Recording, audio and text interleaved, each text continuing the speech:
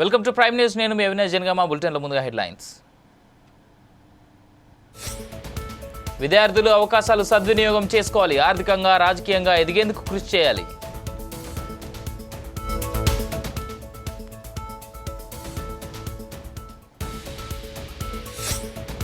ఉభయ తెలుగు రాష్ట్రాల్లో ఎమ్మెల్సీ ఎన్నికలు, కొన్ని చోట్ల చెదురుమదురు సంఘటనలు.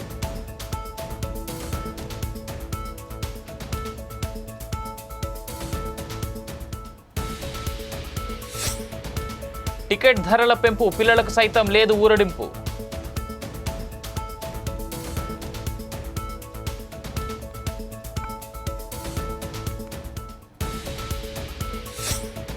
ఐదు కిలోమీటర్ల దూరంలో పోలీసులు, ఎవరిని అనుమతించవని ఆంక్షలు.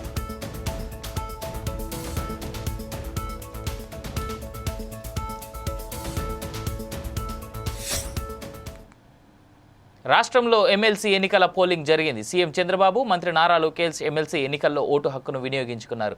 ఉండవల్లిలోని గాది రామయ్య సీతారామమ్మ స్కూల్లో సీఎం చంద్రబాబు, మంత్రి నారా లోకేష్ ఓటు వేశారు. ఓటు వేసిన అనంతరం ఎన్నికల సిబ్బందితో కాసేపు మాట్లాడారు. ఓటు వేయడం ప్రతి ఒక్కరి బాధ్యత అని, ప్రతి ఒక్కరూ తమ ఓటు హక్కును వినియోగించుకోవాలని అన్నారు.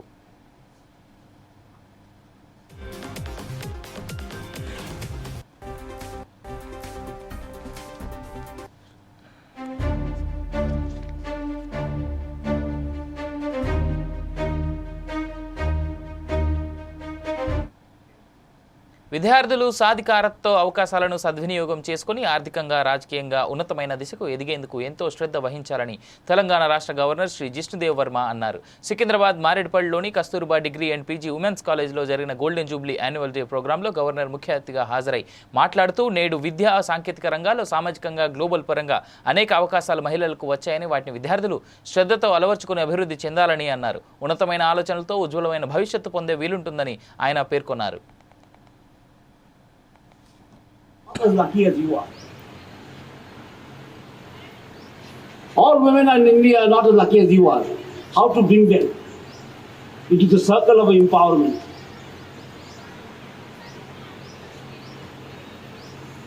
As we say, we are developing very fast. We are one of the most developed economies. We are developing in science. We are developing in, AI. In telecom, you name it, and India is developing very fast. As we develop, we must take everyone with us. And to make that development, or education, as you say, the other name of development, universal, it is not only the government. The people like you too must work for that. Everyone needs to work for that. And I must commend this society, Exhibition Society and the Osmania Graduate Society, for running 20 institutions in Telangana. And the institution here is one of the beautiful institutions, College for Women, that is celebrating its Golden Jubilee.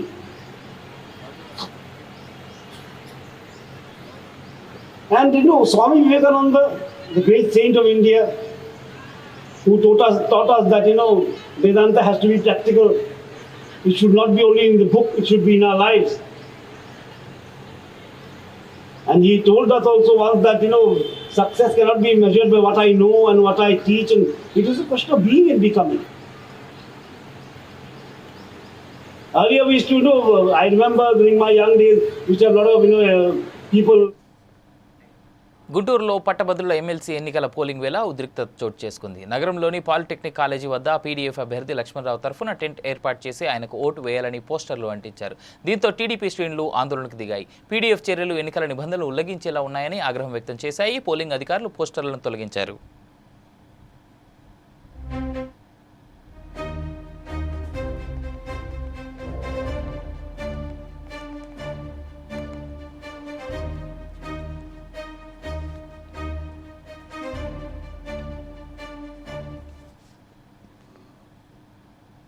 తెలంగాణకు ప్రతి project తేవాల్సిన బాధ్యత BJP రాష్ట్ర అధ్యక్షుడు కిషన్ రెడ్డిదేనని, లేదంటే భవిష్యత్తులో తీవ్ర పోరాటాలు జరుగుతాయని మంత్రి పొన్నం ప్రభాకర్ అన్నారు.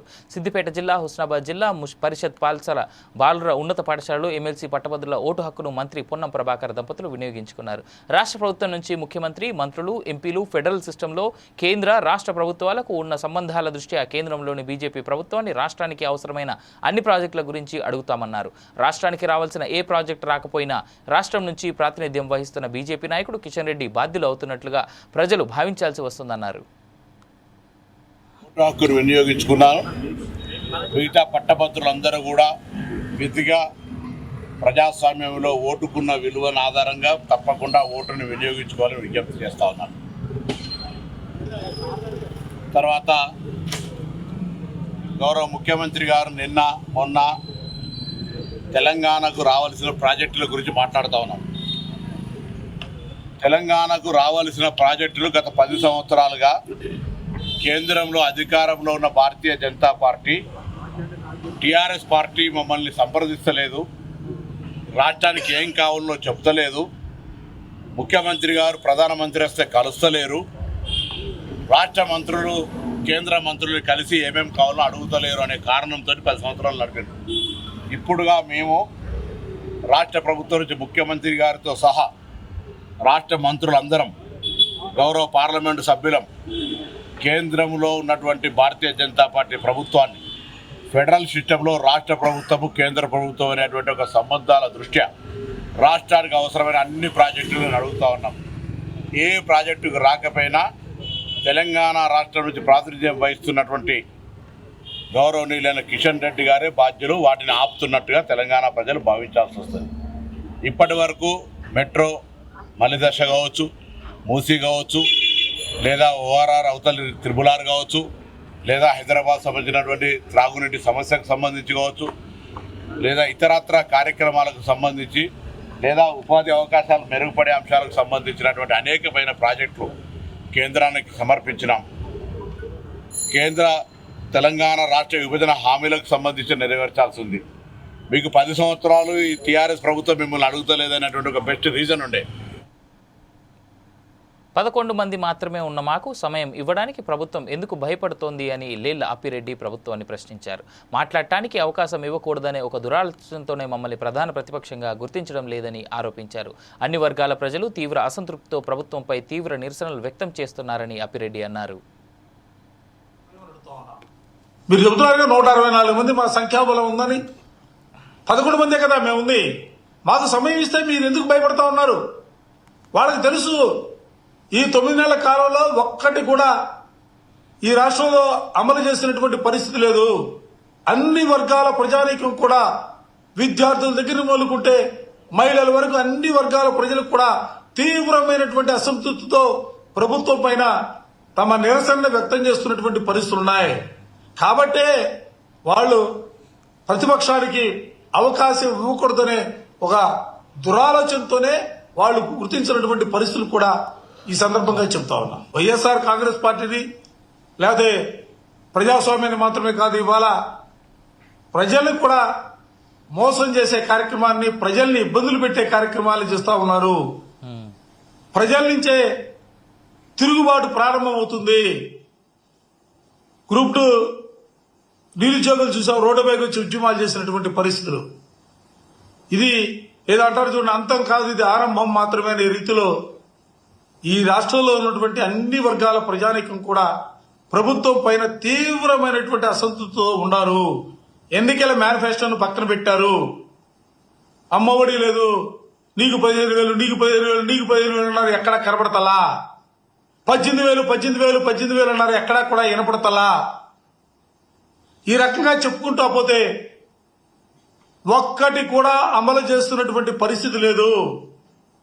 ఒక్క కార్యక్రమాన్ని కూడా ముందుకు తీసుకెళ్తున్నటువంటి పరిస్థితి లేదు. మాజీ మంత్రి హరీష్ రావు ఎస్ఎల్బీసీ వద్దకు బయలుదేరి వెళ్లారు. సహాయక చర్యలు చేపట్టడంలో ప్రభుత్వం దారుణంగా విఫలమైందన్నారు. దాదాపు 5 రోజులు పూర్తవుతున్నప్పటికీ సహాయ చర్యలు కనీసం ప్రారంభం కాలేదని, వివిధ ఏజెన్సీల మధ్య సమన్వయం సాధించడంలో కూడా ప్రభుత్వం ఫెయిల్ అయిందన్నారు. వారి ప్రాణాలు కాపాడటానికి ప్రతి నిమిషం చాలా ముఖ్యమన్నారు.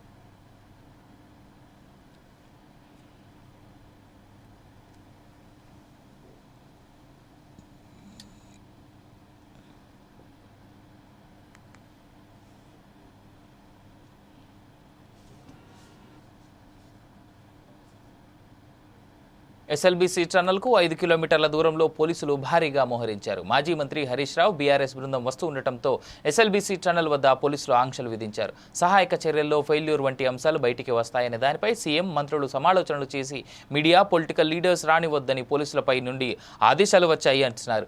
ఎవరిని అనుమతించకుండా పోలీసులు భద్రత కట్టుదిట్టం చేశారు.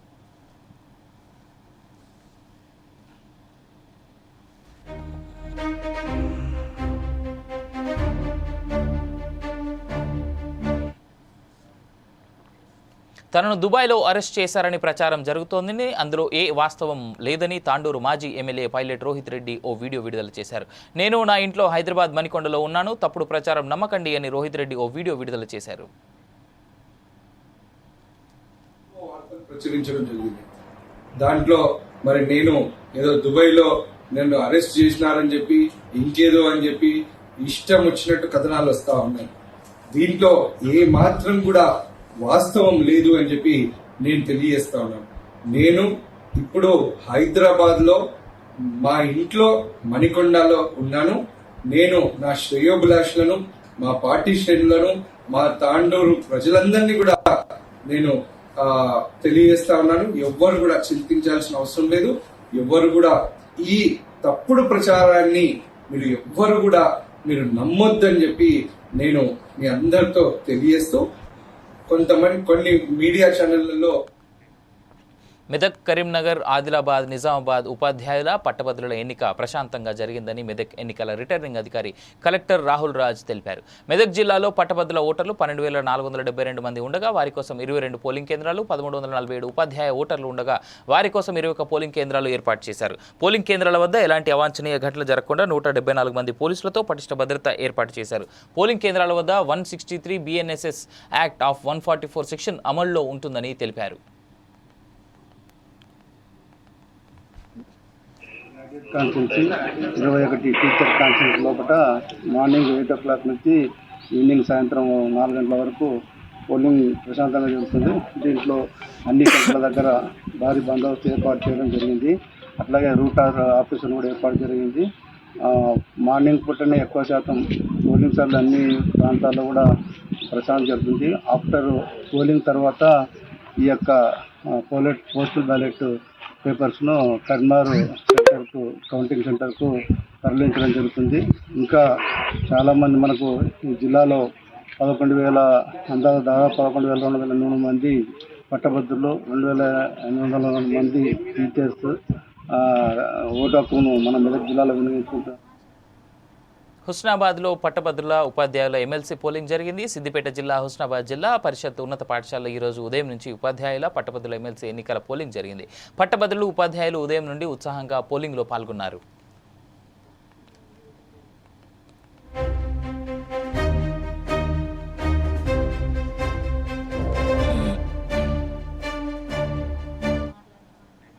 జగన్ సీఎంగా ఉన్నప్పుడు ఎన్ని ఒత్తిళ్లు వచ్చినా లొంగలేదని మాజీ ఎమ్మెల్యే తూపుదుర్తి ప్రకాష్ రెడ్డి అన్నారు. సంపద సృష్టి అంటే పోలవరం ప్రాజెక్టు ఎత్తు తగ్గించడమేనా అని మండిపడ్డారు. ప్రాజెక్టు పేరుతో కాలువల్లో నీళ్లు పారించాలనుకుంటున్నారా, లేదంటే జేబుల్లోకి నిధులు పారించాలనుకుంటున్నారా అని ప్రశ్నించారు. హంద్రీనివా కాలువను రైతులకు ఉపయోగపడకుండా మార్చే ప్రయత్నాలు జరుగుతున్నాయని ఎద్దేవా చేశారు. గతంలో చంద్రబాబు 5 టీఎంసీల తాగునీటి ప్రాజెక్టుగా మార్చితే వైఎస్ రాజశేఖర రెడ్డి తిరిగి 40 టీఎంసీలుగా మార్చారని గుర్తు చేశారు. ప్రాజెక్టుగా తాగునీటి ప్రాజెక్టుగా మార్చిన విషయం అందరికీ తెలుసు. తర్వాత రాజశేఖర రెడ్డి గారు దాన్ని 40 టీఎంసీలకు పెంచుతూ మొదటి దశను పూర్తి చేసి రెండవ దశలో 70% పనులు పూర్తి అయిన తర్వాత ఆయన మరణించడం మీకు అందరికీ కూడా తెలుసు. తర్వాత వచ్చిన కాంగ్రెస్ ప్రభుత్వాలు, తర్వాత వచ్చినటువంటి చంద్రబాబు గారి ప్రభుత్వము దాదాపుగా హంద్రీనీవా ప్రధాన కాలువ పనులను దాదాపుగా పూర్తి చేశారు. ఇంకా అక్కడక్కడ కుప్పం బ్రాంచ్ కాలువ, మడకశిర బ్రాంచ్ కాలువ, పొంగనూరు బ్రాంచ్ కాలువ మరియు కదిరి ప్రాంతంలోని కొన్ని పెండింగ్ వర్క్స్ మినహా అంటే దాదాపుగా 1,000-1,500 కోట్ల రూపాయల పెండింగ్ వర్క్స్ మినహా ప్రధానమైన హంద్రీనీవా కాలువ పనులు, బ్రాంచ్ కాలువ పనులు పూర్తయినాయి. అయితే హంద్రీనీవా కాలువ ద్వారా 6 లక్షల ఎకరాల ఆయకట్టుకు నీళ్లు ఇవ్వాల్సి ఉండగా గత ప్రభుత్వాలన్నీ కూడా ఆయకట్టు నిర్మాణం పైన శ్రద్ధ వహించలేక 6 లక్షల ఎకరాలను సాగులేకి తీసుకొని రాలేకపోయాం. కానీ ఇంటరిమ్గా అంటే ఆయకట్టు పనుల నిర్మాణం పూర్తయ్యేలోపు ఉన్న చెరువులనైనా నింపుదామని అన్ని ప్రభుత్వాలు కూడా చెరువులు నింపే కార్యక్రమాన్ని చేస్తూ వచ్చారు. ఈ క్రమంలో అవసరాలు పెరుగుతూ వచ్చాయి, డిమాండ్స్ పెరుగుతూ వచ్చాయి. ఆ పెరిగిన డిమాండ్స్కి అనుకూలంగా జగనన్న 40 టీఎంసీల హంద్రీ నీవాను 63 టీఎంసీల హంద్రీ నీవాగా వెడల్పు చేస్తూ హైదరాబాద్ నెహ్రూ జూ పార్క్లో టికెట్ ధరలు భారీగా పెంచారు. ఇప్పటి వరకు ఎంట్రన్స్ టికెట్ పెద్దలకు 75, పిల్లలకు 45 ఉండగా ఇక నుంచి 150 రూపాయలు వసూలు చేస్తామని అధికారులు ప్రకటించారు. ట్రైన్ రైడ్ టికెట్ పెద్దలకు 80, పిల్లలకు 40 ఉండగా నిర్ణయించారు. బ్యాటరీ వెహికల్ రైడ్ ధర 120 అని తెలిపారు. అలాగే పార్కింగ్ ధరలు సైతం పెంచారు. మార్చి 1 నుంచి కొత్త రేట్లు అమల్లోకి వస్తాయన్నారు.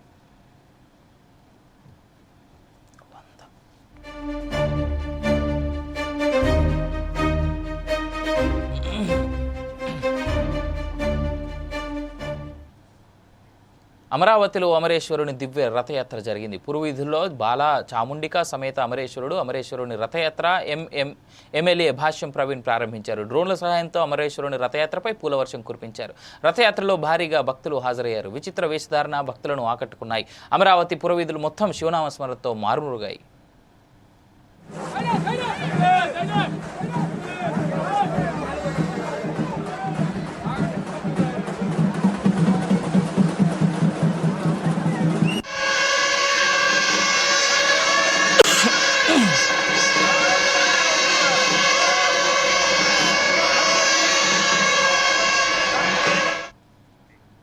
ఆడబిడ్డలపై సోషల్ మీడియాలో అనుచిత పోస్టులు పెట్టి ఏ ఒక్కరిని క్షమించమని రాష్ట్ర మైన్స్ అండ్ ఎక్సైజ్ శాఖ మంత్రి కొల్లు రవీంద్ర అన్నారు. చట్టబద్ధంగానే వైసీపీ నేత పోసాని కృష్ణమురళి అరెస్ట్ జరిగిందని, గతంలో ఆయన మాట్లాడిన తీరును రాష్ట్ర ప్రజలెవరూ మర్చిపోరని, నోరు ఉంది కదా అని ఇష్టం వచ్చినట్టు మాట్లాడితే ఇలానే ఉంటుందని అన్నారు.